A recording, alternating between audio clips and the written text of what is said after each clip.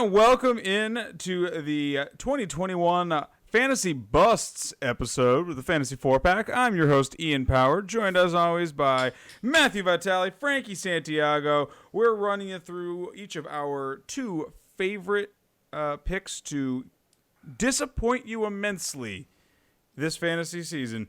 Also, what won't disappoint you immensely? Our beer of the week. It has a T-Rex on the can. That may have been the entire reason I picked it.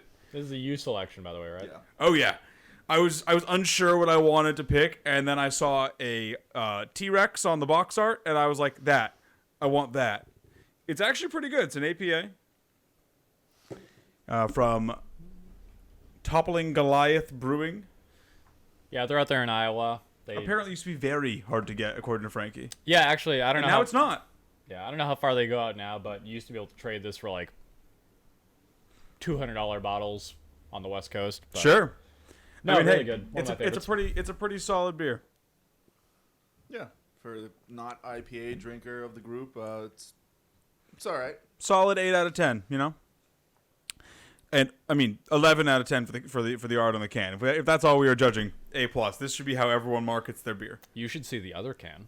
The Big Sue, whatever it's called. King Sue, yeah. I saw that one too. That one's got a full-size T-Rex. You can see the entire T-Rex. It's great. And it's yellow. Yeah. It's supposed to purple and green like Barney. All right. Beer aside, we should probably talk about some actual football on this show at some point. A little bit. And with it being toward the middle of July now, we have some news. Little news that is actually pertaining to fantasy football, not just news surrounding the general state of football. I'm going to lead off with the one I found the funniest. Tom Brady played the entire 2020 season with a torn MCL. He suffered this injury while he was still on the Patriots. Yeah, I was saying before the show, I saw this at the bar last night, and I mean, funny is not the word I would use to describe it. I would say disappointed but not surprised. Oh, I think it's hilarious because Brady went out there and won the Super Bowl on half a knee. Yeah, it was just nuts when I heard that, and I was like, he is known for playing through, usually the top quarterbacks play through stuff. We saw Mahomes with his foot, Big Ben, all those years ago. It's a hallmark of elite players. Yeah, it's can you play through it and deal with the pain or the limitations now to your body, and just Brady, we know, is even though he's an athlete and has 1,000 yards to his career for rushing. Clearly had to dial that back with that knee injury. Oh, yeah. I mean, you saw his rushing come down last season. It was Yeah. nowhere near what it usually was. His rushing upside wasn't there. Yeah. Why are we talking about Tom Brady's rushing? Because he's a 1,000-yard rusher. But the bright side is he did have surgery on it this offseason, and he is going to be ready to go and light up NFL fields in his, age 25 season, I think, right? Yeah. The downside is it sounds like the Bucs might be looking at some pretty stiff penalties for hiding the fact that he was playing with a torn knee. Yep. But, they won a Super Bowl, so I think that's a fair trade. I imagine that's going to come in terms of, fines. Yeah, probably fines, maybe a draft pick or two. Yeah, Brady will take the hit. Brady doesn't care. He'll be retired by the time that impacts the team. In other hilarious news, 84-year-old Adrian Peterson says that he is in tip-top shape during training camp and is awaiting calls from teams. Says he is young and healthy and ready to play some football. Doesn't training camp imply that you're on an NFL team? I think he's more saying that he is training during the period of time that is generally called training camp. He started his own training. See, you said the funniest one. I think this might be the funniest one because... I mean, you say that you laugh, but I hear Houston is still trying to get more, AARP eligible running backs on their team. They could go pick. I mean, hey, then they've got a great rotation there. No one will know which one they're going to use ever. Not even them. It's really kind of just sad that when we see players. I mean, credit to AP. He's, looking better than Brett Favre at the end of his career. Kind of, maybe a little bit. I mean, But I think the biggest feather in his cap is that he's actually lasted this long as a running back. I mean, he's no Frank Gore, but yeah, no, it's like I don't like to see players have that terrible season like we saw with Peyton Manning at the end of his career. I think that players need to kind of know when to call it quits. I mean, I think the NFL is going to call it quits for AP this year. I don't expect anyone to actually reach out to him and sign him unless there's some big injury mid-season, but definitely not before the season starts. There's usually one or two that happens, and for me, honestly, just because of the caliber player he is, I wouldn't mind if he just gets the just goes and signs with a team that's got a shot at the Super Bowl, so just to get him a ring. Like, I mean, at this point, that's all I'd be looking for if I was him. Like, sure, like sign on with the 49ers or something. Yeah, good chance he'll end up starting if you do. Exactly.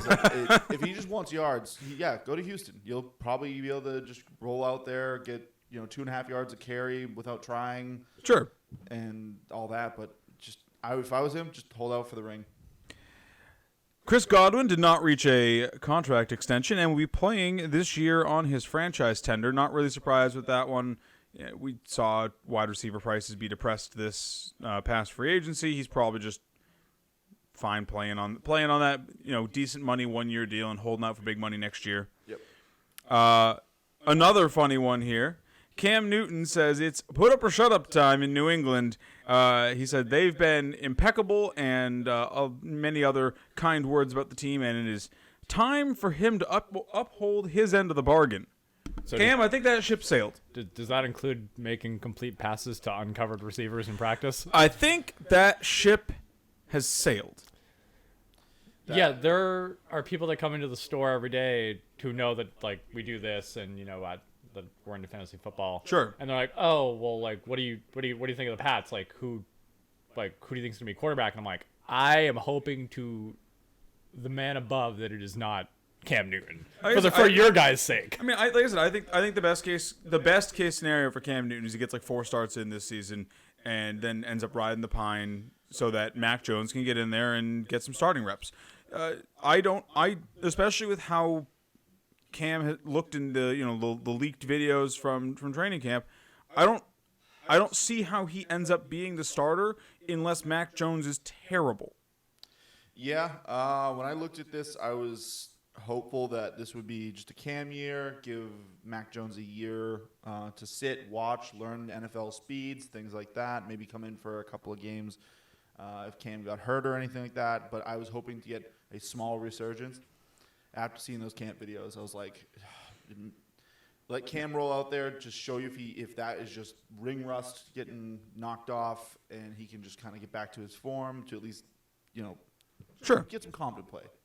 Yeah, no, I'm going to hold out judgment until training camp or until preseason happens. See if he looks better in actual game speed, but hopes are low that he's going to actually turn in anything worthwhile for the Patriots this season. Yeah. In better Patriots news, though. Damian Harris was recently declared the de facto starter at the running back position for us by ESPN, and Bill Belichick was recently quoted saying that he's off to a really good start for season prep. I mean, obviously it's only training camp. Bill's not going to go shouting from the rooftops for someone early, but for Bill to even come out and say anything nice about anyone is obviously a good sign for Damian Harris. I've been moving him up slightly because if he's going to be declared the starter and sounds like he has at least the early backing of Bill, he could end up being a really good value for. I mean, he's going in the 6th round right now. He could end up being a starting running back going in the 6th round, kind of like Dave Montgomery from last year. I've been kind of bumping him up a little bit, expecting a little uptick in volume. Sounds like he might be the main dog in town. Obviously, you still have to worry about Ramondre Stevenson potentially vulturing some touchdowns, but if he's going to get volume at least, that's good enough for me. Yeah, for a pick that late, with how quick running back dries up, you have to be able to give this guy a look. People were trying to bring back the 0 RB strategy. I mean, I think if you are, he's one of the guys you're looking at. Yeah, it's that. That's one of the things that scares me is there's not a lot of those guys out there. So even if you're going running back, you're going with a standard running back outload where you want, first 4 rounds, you want 2 running backs. Yeah. You might still go target Damian Harris in the 6th because he's such a good value in case you have a running back injury.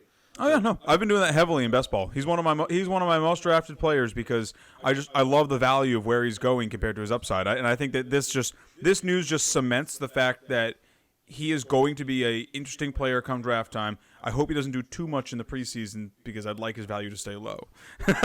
Yeah, I mean, we saw that last year where a lot of people were sleeping on him, and then he kind of started moving up at the end of the the preseason. Bill is just one of those coaches that he drives people to sleep on his running backs because people are used to Bellatrix. You know, it was in the days of yore, it was Bellatrix and Shanahanigans, and you know, Kyle Shanahan has sort of picked up his father's torch there and has continued Shanahanigans. Meanwhile, Bill's just chugging along with Bellatrix, but he's actually fairly consistent when he gets a guy that can carry the rock for you know, good volume. Yeah. So if you can find those guys, and they're few and far between, but if you can find those guys that Bill actually trusts, it's a really good running back to roster. And then finally, on less good running back news, Saquon Barkley still has no timetable for his return, taking his recovery on a day-to-day basis. Obviously, this is a little bit of, you know, hiding the recovery, trying to, you know, make sure that he's not being rushed. They don't set an actual date on it, so that way there's no disappointment if he doesn't make it back. But with a little over a month to go until the season starts, you know, maybe a month and a half or so, if I'm doing my math correctly, I would like there to be a more definitive timetable for what's going on with a guy you have to take with a top 5 pick. I'm sure a lot of other people who are drafting in fantasy football would love that answer as well. I mean, he's still going really high. There's a sizable portion of the community that does not care that he might not be there for opening day. Yeah, he's if you're in a later middle to lower end pick, this is going to be a guy you're going to be staring at where it's, you know the upside, you know the talent, but it's, are you going to get an injured Barkley? How much is he going to play? How much is he going to be spelled?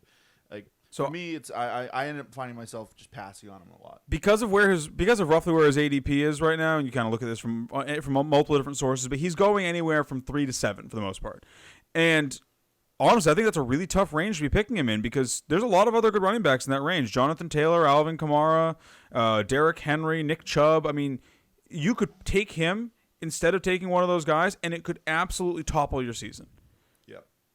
Or you could get Saquon Barkley from 2 years ago, and he could be a fantasy superstar and, you know, come just barreling out of the gates. I am risk averse in the first couple rounds. I will be avoiding Saquon. You know, every time that I hear more either bad or neutral news as we get closer to the season, the more I just shift Barkley down in my personal rankings because I don't want to take that shot and risk, you know, just shotgunning my season into the sun 3 weeks into the year.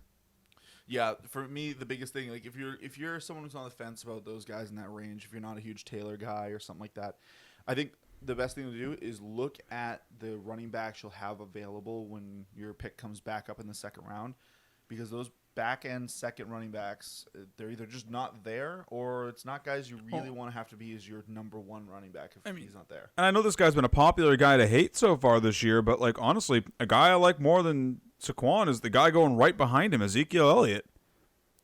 On a good offense, he's looking lean. He's looking like he wants to go out there and prove the haters wrong. I think I'd rather have him than Saquon at this point. Yeah. Well, that's all I had for news today. Did you guys have anything that I missed? No, I think the biggest thing that I saw was the Tom Brady thing, which was that's wild.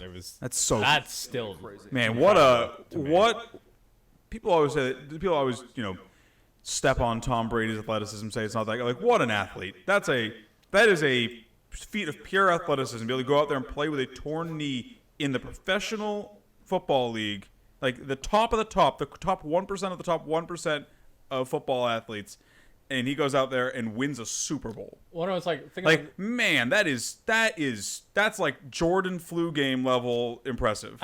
I think it's more impressive, in my humble opinion. And you know how much I like to hate on Michael Jordan. That's a story for another time. But we obviously, you know, Jordan went out there, he did his thing with the flu, and visibly was, you know, feeling it. Tom Brady did this year without anyone, no one picked up on really it. noticing at all. No one picked up on it. And that's insane to me. Yeah, and like I said, just the talent that he had to go through to get that ring, even more impressive. Like, yeah, he didn't just sleepwalk his way there. He played some legit teams. Yeah, he played top contenders and top quarterbacks basically the whole way. Oh yeah. So, all right, you guys ready to dive into our busts? No. Let's get negative. Well, Frankie, seeing as you are saying no over there, trying to skirt your responsibilities, why don't you lead us off? Well, pick one of your two. Who would you like to bitch about first? we're gonna start off with the Muy Caliente here. Now, guys, last year I had a very bold prediction. Wait, is this an anti-Young Hoo Koo take? Are you trying to tell me he's not going to be the kicker one? So last year, he had a very spicy prediction that Christian McCaffrey was not going to be the player that he was previous year or the year before. And in a way, I was right, kind of. Yeah. Injury counts. I have another one in the similar vein this year. Maybe not as Muy Caliente, but... And let me just preface this. I mean, the most Muy Caliente would be going back to the well and being like, "I'm here to tell you he's gonna fail again." See, we're gonna get to that anyways, let me preface this by saying, with the same exact preface, I'm not saying Jonathan Taylor is going to be a bad running back by any stretch. He's a very talented runner. The main point I'm making here, in the end, is that where you're drafting Jonathan Taylor, there isn't much room for a lot of upside. And where you are drafting him, you're not really looking for that as much as you are with your later picks, because he is going in, a top 5 spot. He's ADP 5, running back 5. But you do still want to have him retain the value for that pick. Last year he had 232 carries, which I think it was 8th in the league among running backs. He only had 40 targets out of the backfield. To quote Fantasy Pros, only 3 of the top 15 running backs had less than 40 targets in 2020. That's Derrick Henry, Nick Chubb, and Kenyon Drake. And if you're looking at the bigger picture here, it's kind of the same thing that a lot of people were screaming at me about Aaron Jones last year, how he's in a cluttered backfield with Hines being the primary benefactor, similar to how Williams was last year, Wilkins being the Dillon of last year, and Marlon Mack's coming back. I'm not worried about Marlon Mack taking carries at all. I'm actually not worried about either of them really taking carries. That's not what I'm super worried. What I'm worried about is the snap percentage. If you look at the snap percentage, total plays where Taylor rushed in or was targeted last year, 26.35% of plays. Unfortunately, I don't have the totals in front of me right now. If you look at, compared to the guys... What numbers do you need? I do have his totals in front of me. The total, what his rushes were compared to Derrick Henry. I don't have Derrick Henry's. Yeah, I have the percentages. So, compared to guys going around him, both behind and in front, I omitted CMC and Saquon here because, again, they didn't play full seasons. Sure. Dalvin, 36.85%. Henry, 39.67%. Behind him, Chubb, 20.35. Alvin's 28.13. Zeke's 28.30.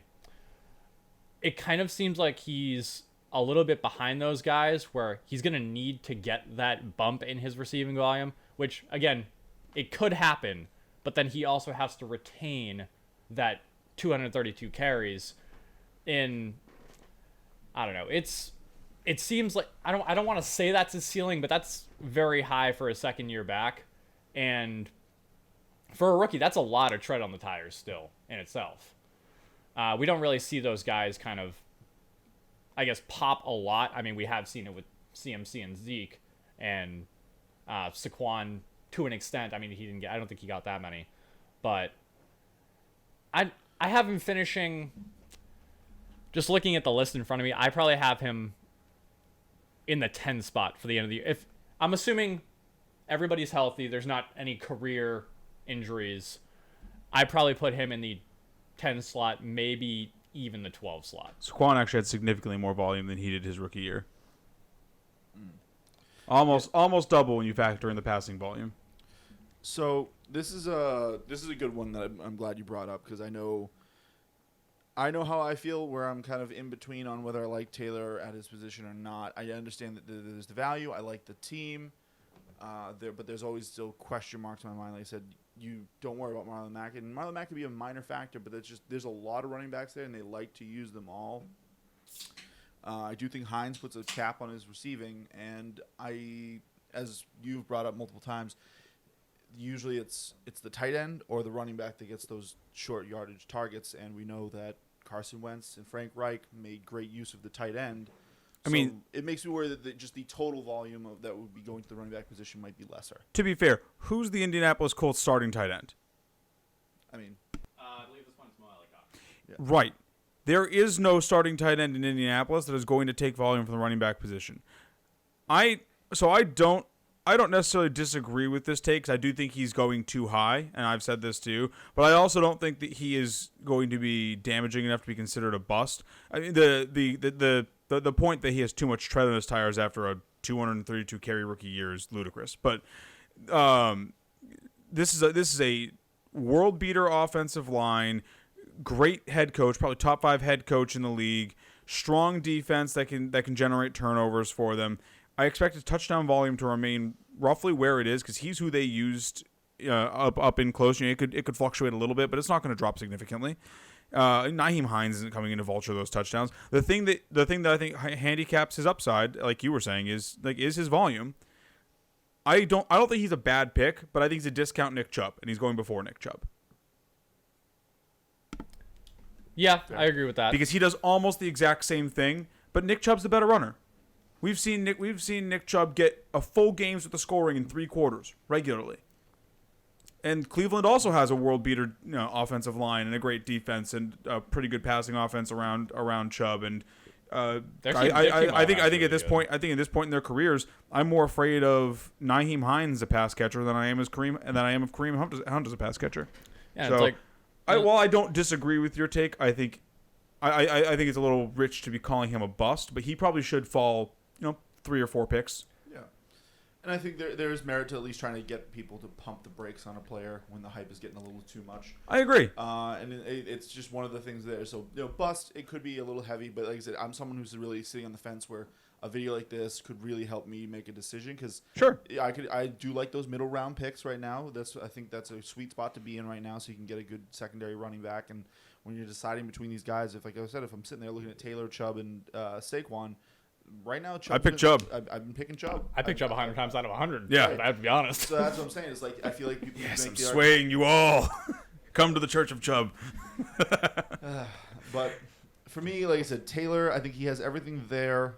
For my confidence, I really wanted to see them clean house in the backfield and just really kind of solidify that it's like get rid of any competition, as it were. I will say this because I know I'm the highest on Jonathan Taylor in this room. I think that the reason you do pick him there is that he has number 1 overall running back upside. He is talented enough that especially with that Indianapolis Colts offense, he is talented enough that he could take home the rushing title. And if he adds a little bit of passing volume to that, if Nyheim Hines gets hurt, or if they just shift some of that passing volume over to Taylor because they want to use their high-priced running back, he easily could just step into the number 1 running back role as the focal point of that Indianapolis offense. So it's like you said, he's very volatile. If you're grading that on a bell curve, that might be like the 90th percentile or up, maybe the 95th percentile or up. Like it's not the likely scenario, but that is the upside of taking him, is that he does have a clear path to the 1. Right. I think that's the thing that keeps him in that area for me. Is that when you look behind him, you start losing people that could feasibly become the RB1. Right. All right. Well, keeping with the trend of players that I think are being way overdrafted with what Frankie started, I'm going to talk about another less high-priced running back, but fairly high-priced all the same, guy who should be going later. Antonio Gibson, current ADP 17, RB 12. I wanted to, tear down Saquon a little bit more here, but I already ranted about him in our bold predictions episode. Go watch that if you want to hear the take.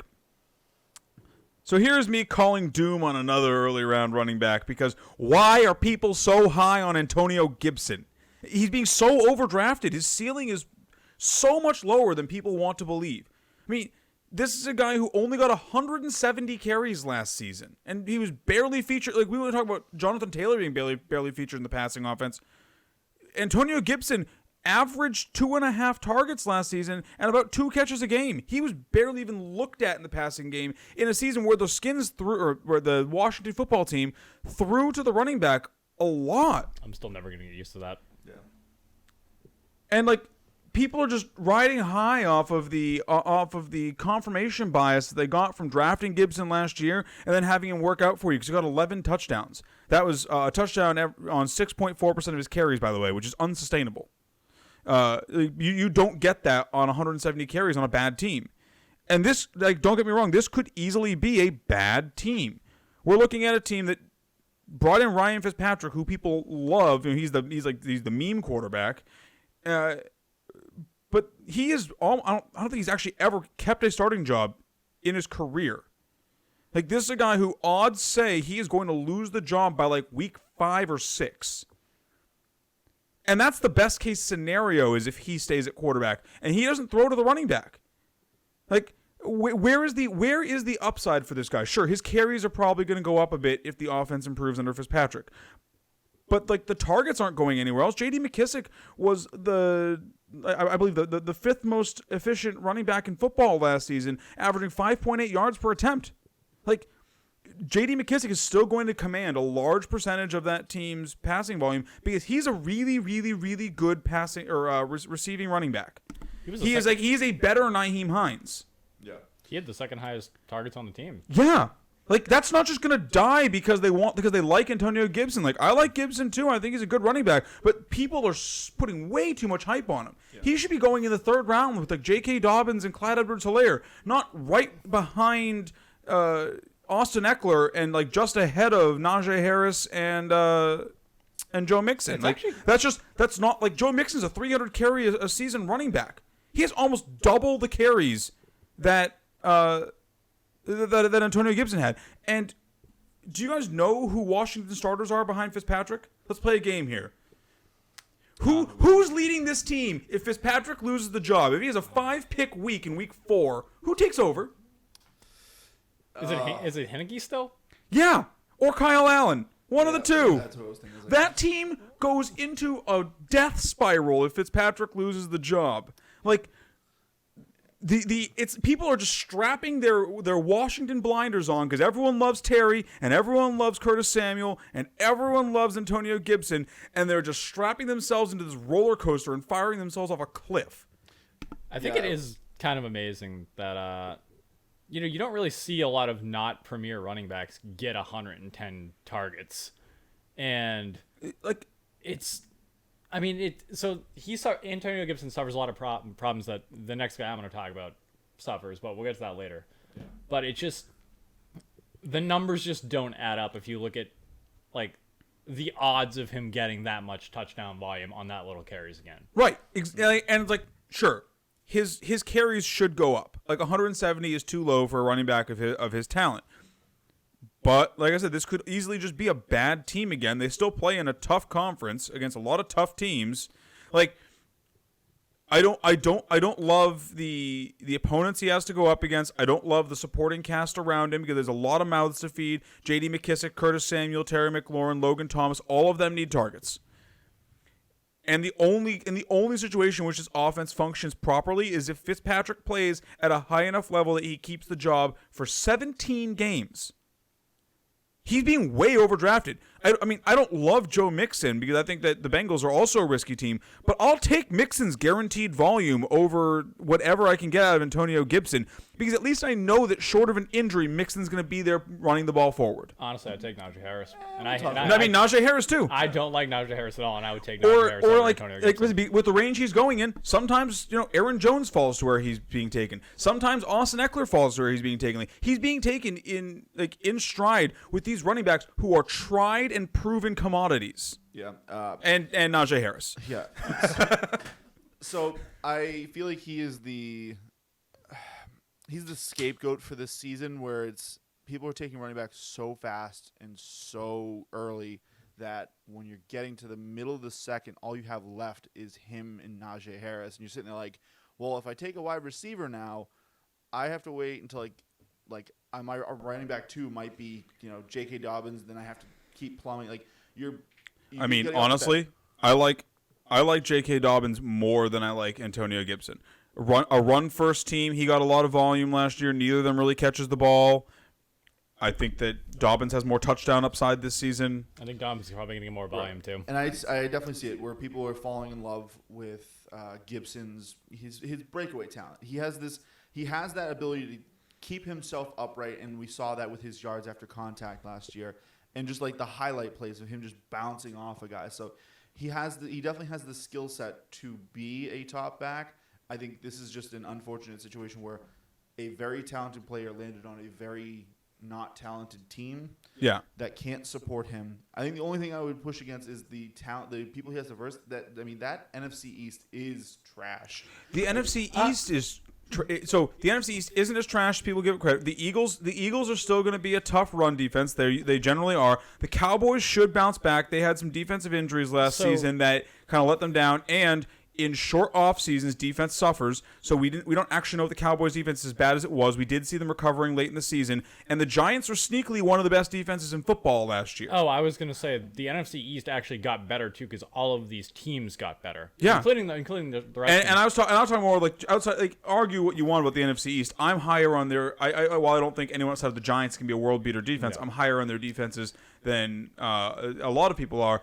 But the NFC as a whole, who they play half their games against, has a lot of good teams in there and a lot of good defenses. I think the last thing that worries me a lot about Antonio Gibson, too, is I remember, last preseason, Adrian Peterson came out and was talking about how,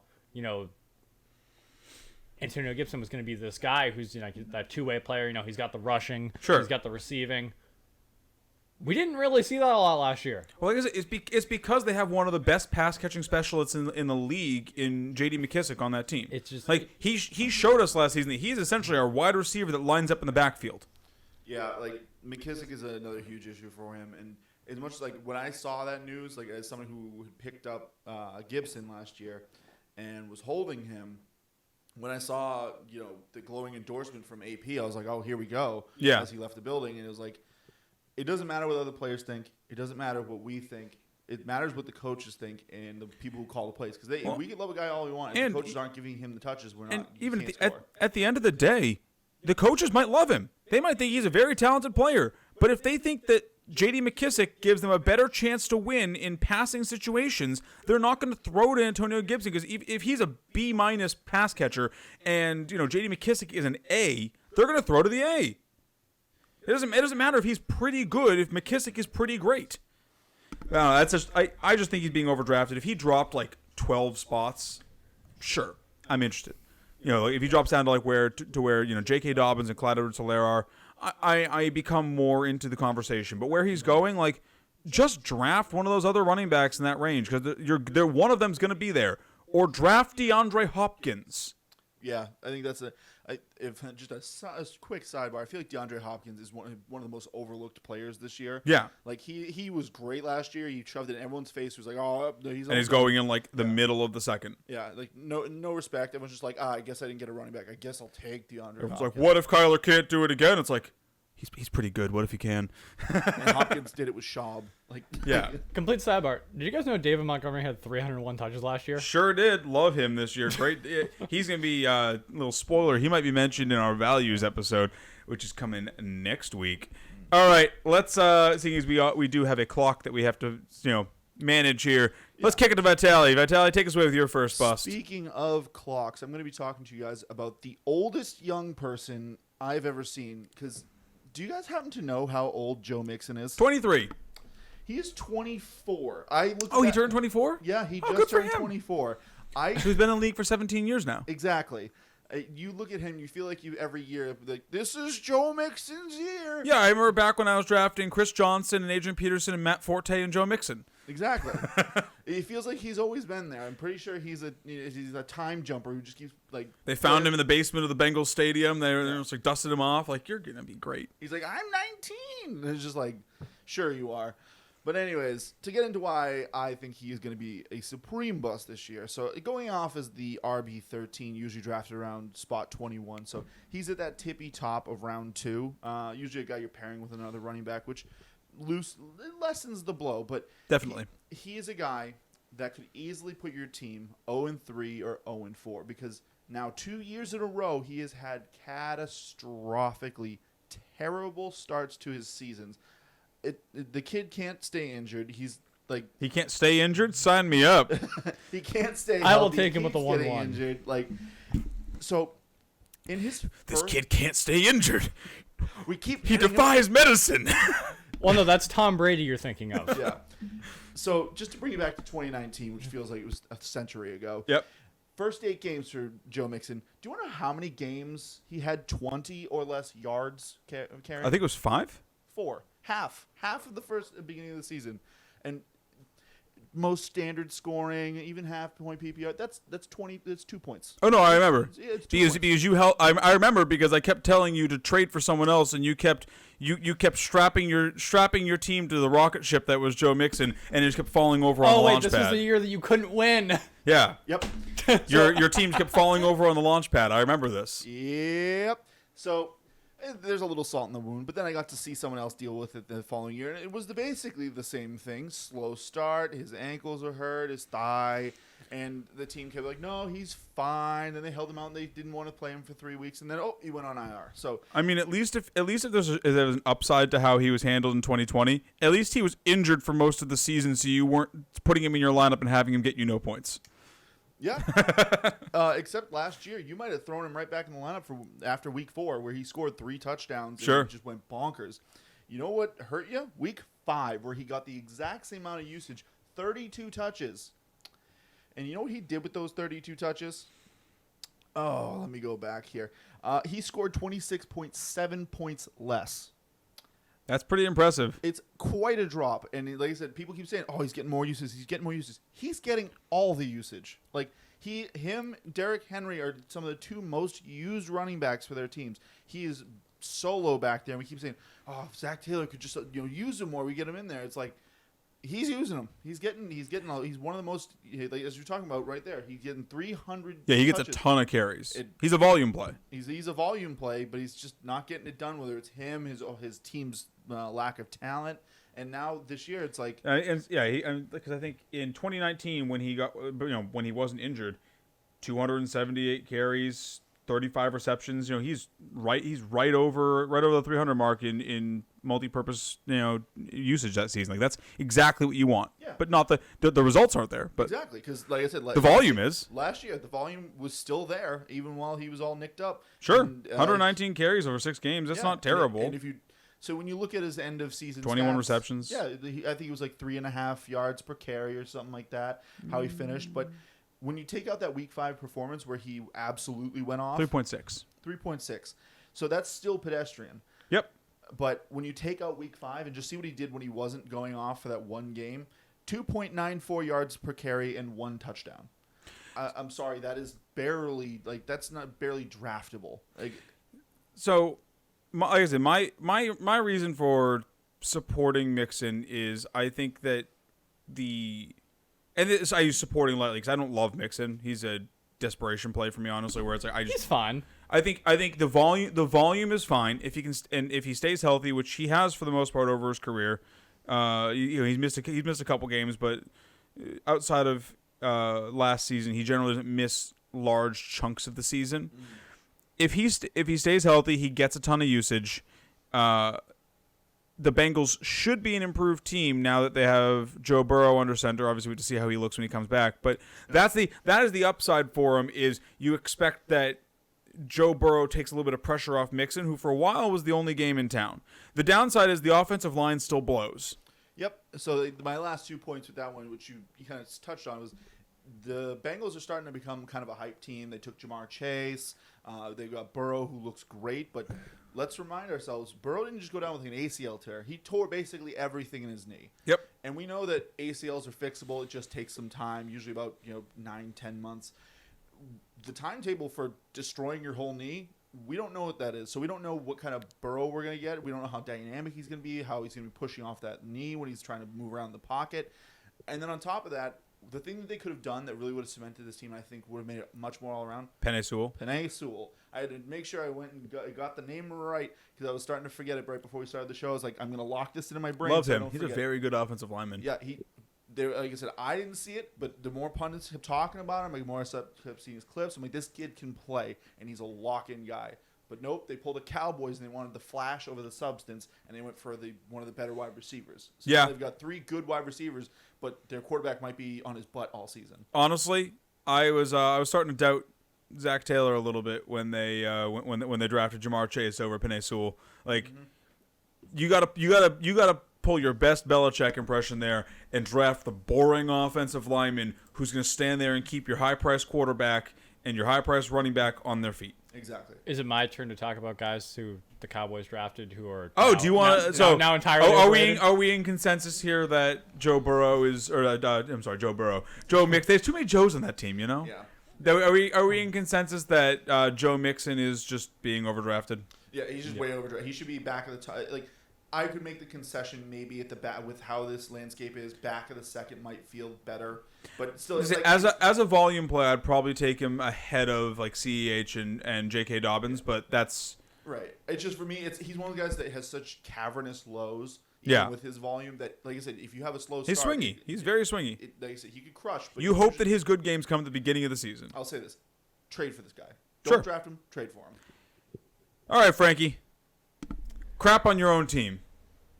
Do it. I was waiting. He's not talking about the Eagles. He's talking about. Oh yeah, true. He loves the Eagles. Go Birds. Well, we brought up how Dirty Jones birdies. Flash, and it worked out last year. We saw CeeDee Lamb put up a record year out of the slot, where he took 93% of his snaps. Sure. Put up both 74 receptions and 935 yards. That's, I think, if I'm correct, ranks first for all rookies ever, courtesy of PFF, that stat. Yeah, but he's no Justin Jefferson, you know. He isn't. When I saw the rankings come out earlier in the year, and he was going above guys like Godwin, Woods, Galladay, and I was kind of surprised. But when I saw him going above Amari Cooper, I kind of just something ticked in my head, and I was like, maybe closer to the season it'll even out. He'll come down, as a lot of these hypey guys do. Sure. It doesn't make sense to me at all. So the answer is people hate Amari Cooper. Yes. So if you just look at the body of work from last season, let's just side by side right now. Let's just go through it. Amari, look at targets: 130 to 111. Receptions: 92 to 74. Yards: 1,114 for Amari, 935 for Lamb. Catch percentage doesn't matter as much. Still, slightly in Amari's favor. 3% in Amari's favor. Yeah. I just don't understand it. It's Amari Cooper. While again, I agree, people don't like him for whatever reason it is. Injuries. Maybe it's because he was on Oakland. Well, no. So the reason that CeeDee Lamb is so high is the circumstances of his draft, followed by the season he put up. Jerry trading up to spit in the Eagles' mouth to draft CeeDee Lamb, and then CeeDee Lamb going out there and having a baller year when everyone was thinking that it was going to be Gallup's year. All of a sudden, Gallup is out of the NFL basically. He turned around at the end of the year. I know, but yeah, no one's. I haven't heard Gallup. I pay attention to many different sources of knowledge around the league. Try and listen to as many different information sources as I can to get a broad scope. And I haven't heard anyone talking about Gallup. Gallup is dead. Meanwhile, CeeDee Lamb is going ahead of proven talent, and it's the same thing as what we've talked about with a couple of these other players, and what I'm going to talk about with another player here, where it's except for him, it's pure hype train. Not that he's not talented, but he's a worse example of hype train than Jonathan Taylor or Antonio Gibson is, because he's going ahead of guys that have done it for years. And that's a range where there's a lot of good wide receivers. And actually, now that I'm looking it up too and putting them side by side, him and Michael Gallup had a pretty similar year. I mean, yeah, they didn't. Michael Gallup, I'll say, didn't have the receptions, but he's usually playing the out route and the just the straight up go route. Yeah, he doesn't get the benefit of playing out of the slot. If you swap those two, Michael Gallup maybe does more, maybe does less, but I mean, he got 6 less targets. He only put up 70 less yards. Yeah, I think both same amount of touchdowns. I love this take just because CeeDee is he's that hypey, flashy player that everyone wants to They're already calling for him taking the number one spot, and usually from what we've seen, because we've seen a lot of turnovers from the 2 taking the spot from the 1, but usually it's not just the 2 becomes the 1. It's usually the 2 becomes the 1B, and then the next season they're the 1. A la Chris Godwin when he took Evans' spot. So it's like, But like, the difference there is that Godwin was a possession receiver and Evans wasn't. Like Godwin thrives on volume and Evans never did. Amari Cooper's a volume guy. And like, people like to hate on Amari, but like, Amari is a really good football player. He's one of the best route runners in the league. He's got Dak Prescott throwing him the football. Like honestly, this is a supreme level of, and I've been an Amari truther for a while, as you all well know. I loved him since he was a rookie, but and he's made me sad on many occasions, but I still love him. And this is this might be the most disrespect I've ever seen Amari Cooper get, that he's going behind a guy who did worse than him last year. Like I said, numbers just don't make sense just all around. And I think that a lot of this hype too is predicating on the fact that Dak is coming back, so people think that he's going to do better. But Amari is probably going to do better too. Well, so the other thing you have to consider too, and I touched on this before when I was talking about the quality of defenses last year. The Cowboys had one of the worst defenses in the league when they were putting up the numbers that they were before Dak exploded his leg. While that is not going to improve a ton, it is going to improve both because we have a full offseason this year, unlike last year, and because the Cowboys are going to assumingly come in with a full healthy defense, which they didn't do last year. They had many injuries on defense. We haven't done a lot to improve it either. I know, but you still have good players on your defense. Yeah. Like even a marginally better, because the Cowboys couldn't stop a cold last season. A high school team could have scored on them. I don't want to talk about it. Can we move on? That was what was required to put up those kind of numbers. Dak was throwing for what was it? He was on pace for 8,000 yards after 5 games. It was ridiculous. That's not going to happen again. Yeah. Like they did at least address their defense in the first round, taking Micah Parsons. So I love him too. Yeah. He's really talented. He was one of the best rated defensive players, and he fell to the Cowboys, and they did exactly what they should. Waited, taking the guy they needed, and not gone for flash. Like, this is a guy who could help lead their defense and start turning things around. So I also think the slot is a lot easier. Those cross routes are a lot easier for a guy like Dalton to hit.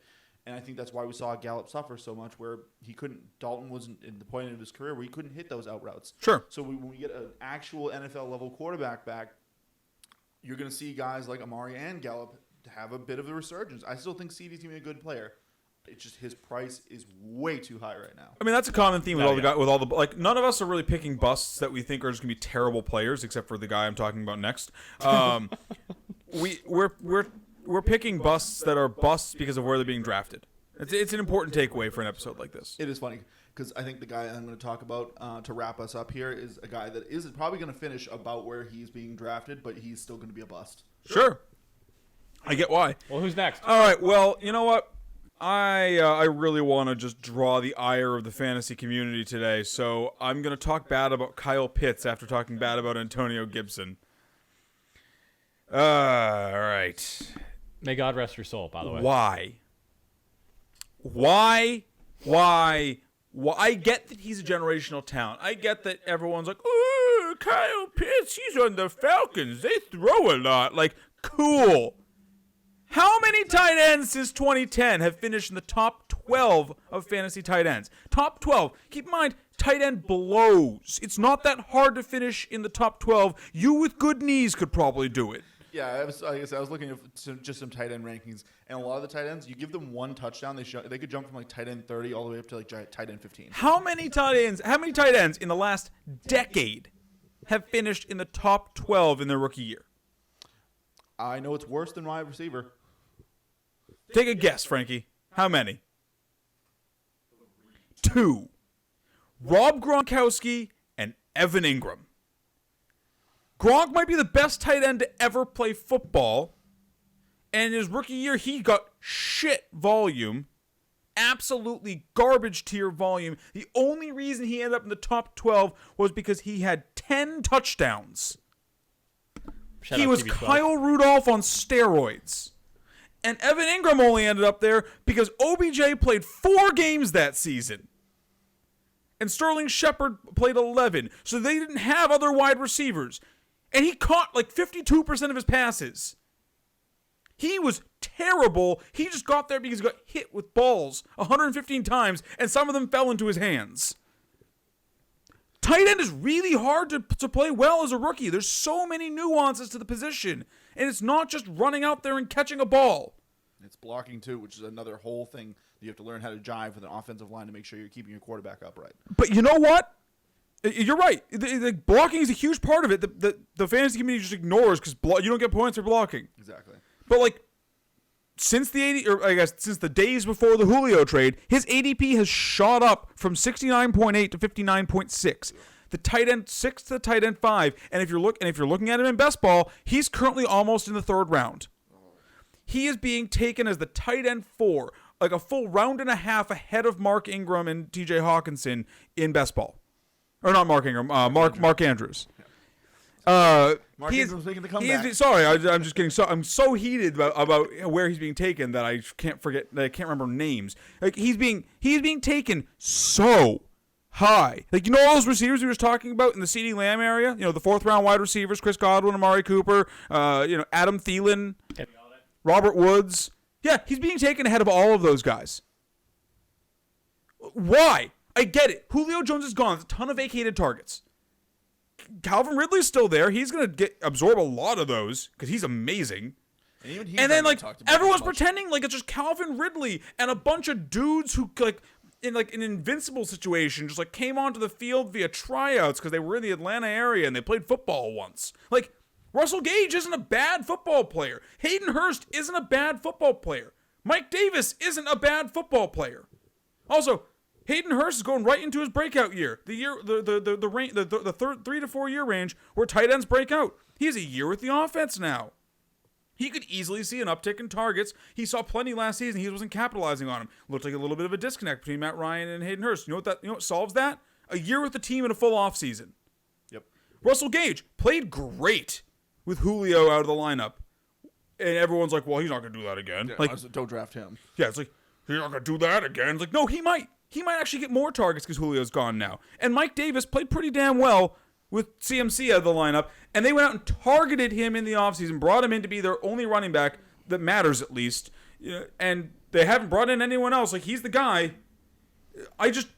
People are painting this beautiful rosy picture, this Sistine Chapel of results for Kyle Pitts without ever having seen him take a snap of professional football. And the odds say that he is going to go out there and turn in like 400 yards and 6 touchdowns. Yeah. And that might be generous. Yeah, like Is he going to be a great player? Sorry. Yeah, go ahead. Is he going to be a great player long term? Probably. Do you want him for dynasty? Yes. Redraft? No. If he was going in the 8th round, maybe. The 4th round, borderline 3rd in best ball and climbing fast in redraft, puke in my mouth. Yeah, like the fact that people are already building his bust, like I understand the talent's there. I think this guy is a smash. If you got him for your dynasty team, perfect. You don't have to worry about the position. I really wanted him in dynasty. Yeah, like I said, I will speak glowing of him because I think he's gonna be an amazing talent. Tight end takes some time. Like, I agree. Like that should be not like. Don't get me twisted here. I love him long term. Yeah, but to this year. Yeah, I have been the one who's been trying to bang the drum for years now about the whole rookie wide receivers not popping. Wide receivers are getting better. I guess the coaching's getting better. Something's in the water. I don't get it. The defensive systems have softened up. The rules make it easier for them to pop and. Yeah. So, but before then, it was almost this bad for rookie wide receivers as it was tight ends.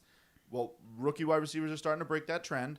Tight ends are not. Like, tight ends they're doing exactly that. It takes a while to not only learn how to get open in the NFL, but now they have to learn how to block guys on the edge. And as we remember, there's a reason why edge rushers are some of the highest paid NFL players out there. You have to stop Nick Bosa, Joey Bosa, Von Miller, all these guys, and you're on the edge. Like, yeah.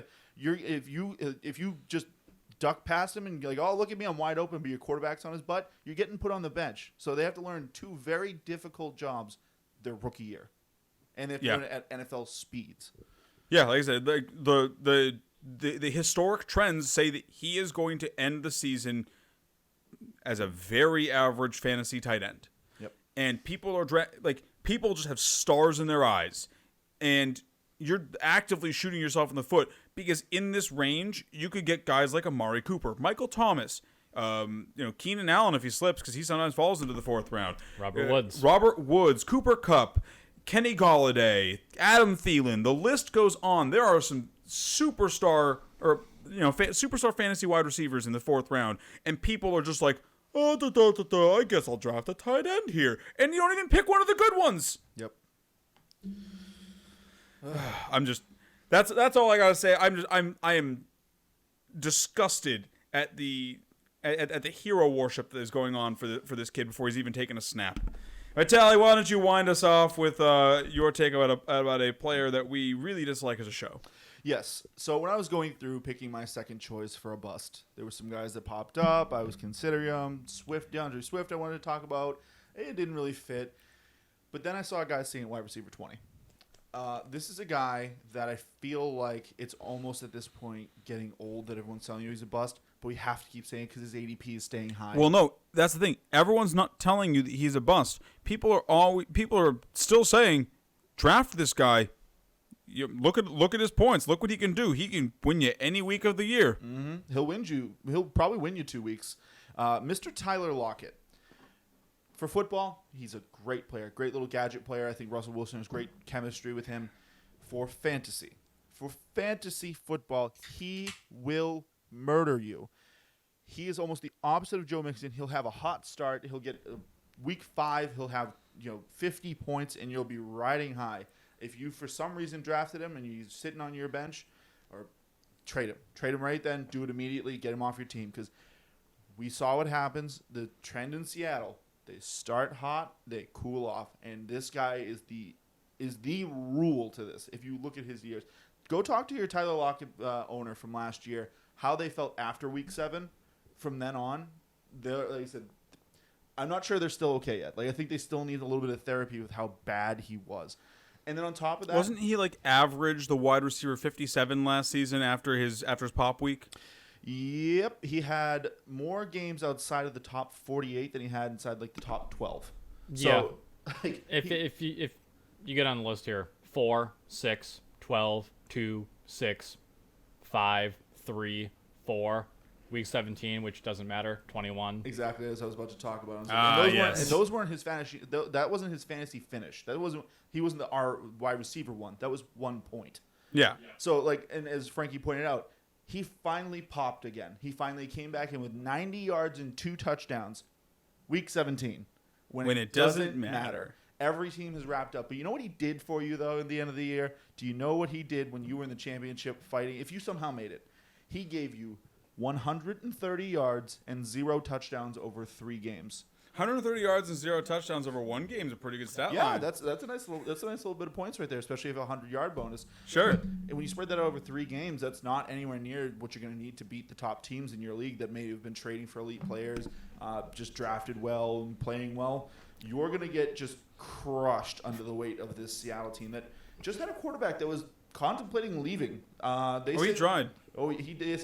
He says he didn't request a trade, but there was rumblings. Team 3 they wanted him off that team. I mean, recent news from beat reporters out of Seattle is that while they are on okay terms now, the team still doesn't view Russ as the starter, and that attitudes are okay. Also, for any of you guys adding at home, that is 13 points through 3 weeks.